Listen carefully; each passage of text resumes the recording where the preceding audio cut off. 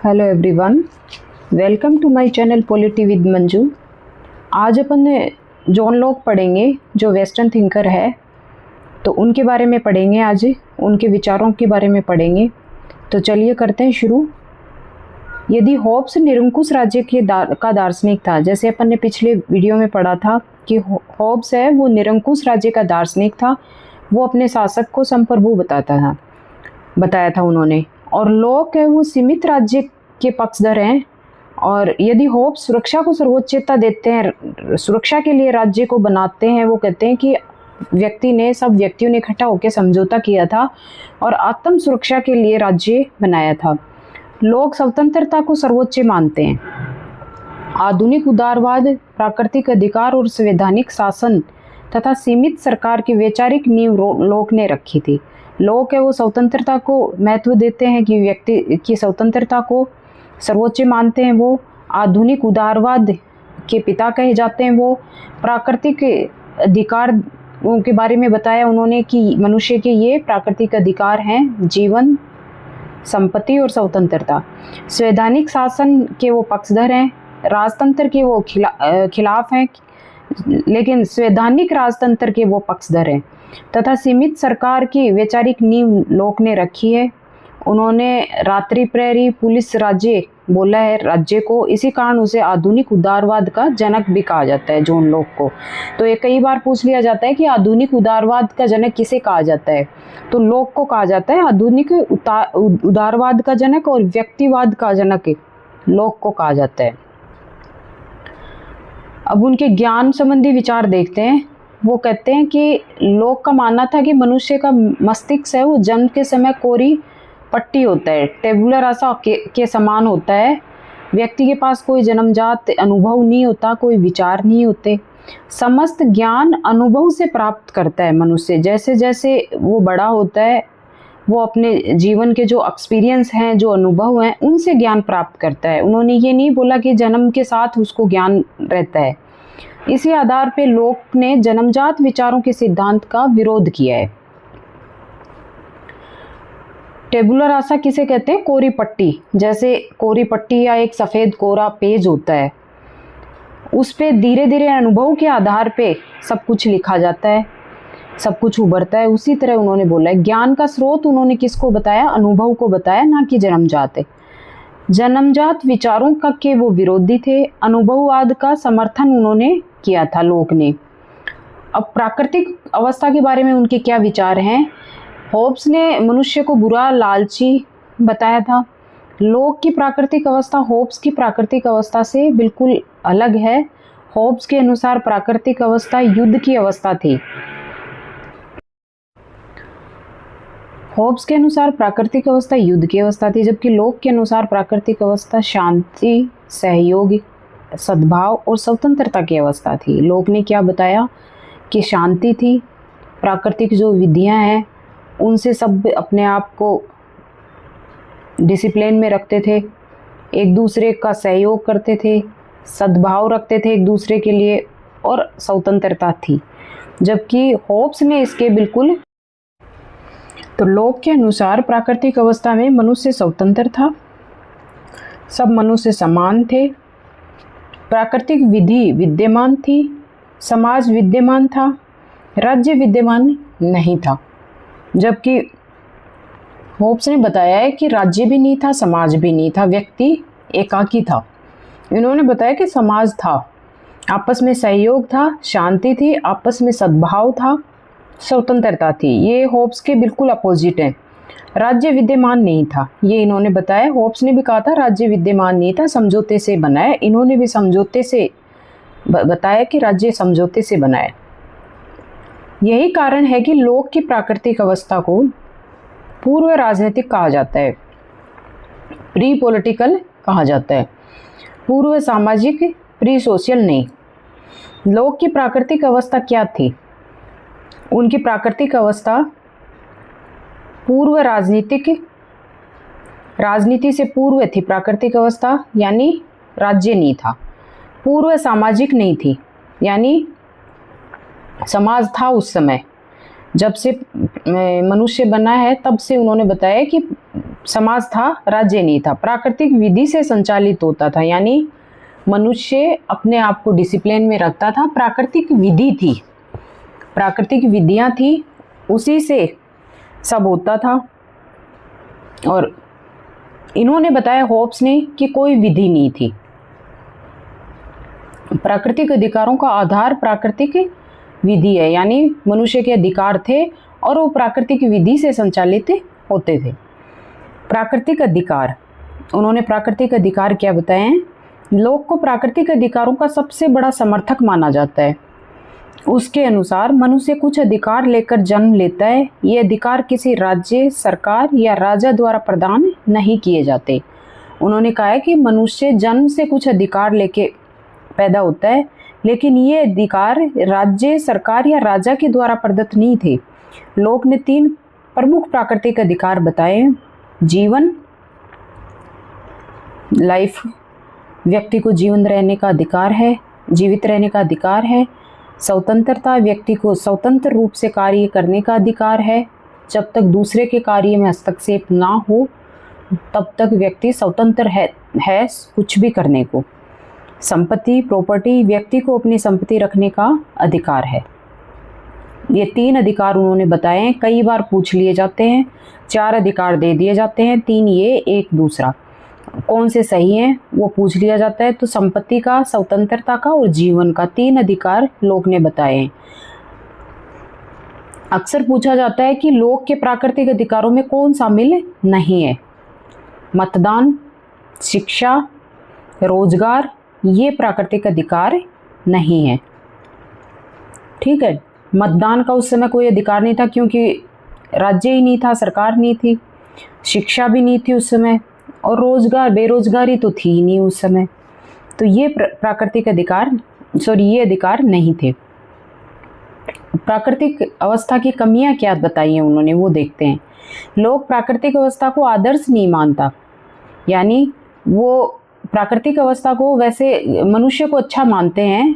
प्राकृतिक अवस्था में वो प्राकृतिक अधिकार भी बताते हैं, प्राकृतिक विधियां भी बताते हैं, लेकिन वो अवस्था कुछ ज़्यादा अच्छी नहीं थी, नहीं कह सकते उसको।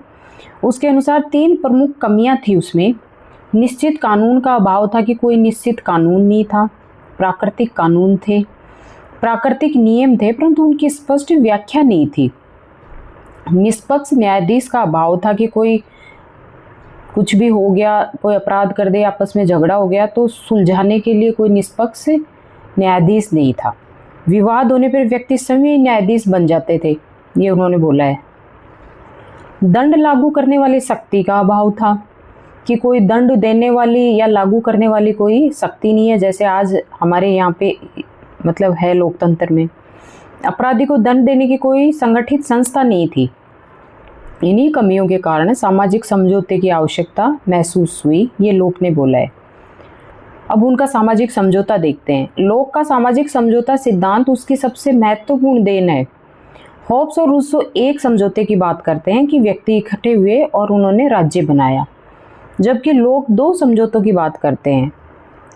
होब्स ने बोला है कि यदि समझौता टूट जाता है तो व्यक्ति वापस प्राकृतिक अवस्था में लौट जाता है, जबकि लोक ने ऐसा नहीं बोला, क्योंकि उन्होंने 2 समझौते बताए हैं। व्यक्तियों ने मिलकर पहले एक नागरिक समाज की स्थापना की। तो यदि राज्य टूट जाता है, सरकार टूट जाती है, गिर जाती है, तो जो उनका सिविल सोसाइटी है वो रहती है। द्वितीय समझौता उनका है, नागरिक समाज ने सरकार की स्थापना की। पहला समझौता हुआ, व्यक्तियों ने समाज बनाया, सिविल सोसाइटी बनाई, उस सिविल सोसाइटी ने फिर राज्य बनाया। लोक का सामाजिक समझौता द्विस्तरीय है। व्यक्ति कौन सा अधिकार छोड़ता है, ये उन्होंने बोला है कि कौन सा अधिकार छोड़ता है व्यक्ति। तो होब्स के अनुसार व्यक्ति लगभग सभी अधिकार छोड़ देता है, अपने संप्रभु को दे देता है।